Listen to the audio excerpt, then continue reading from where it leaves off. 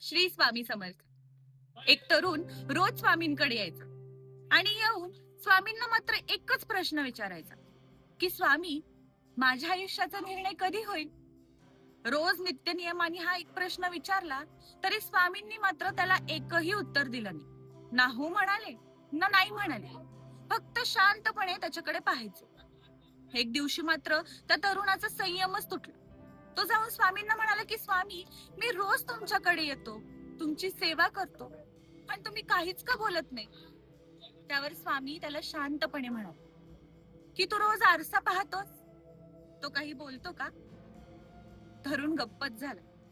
त्यानंतर स्वामी त्याला म्हणाले की अरे, मौन म्हणजे दुर्लक्ष नाही, मौन म्हणजे तयारी. आणि ज्या उत्तरासाठी तुझं मन अस्थिर आहे ते उत्तर तू टिकवू शकत नाही. या कथेचा बोधही अगदी असाच आहे.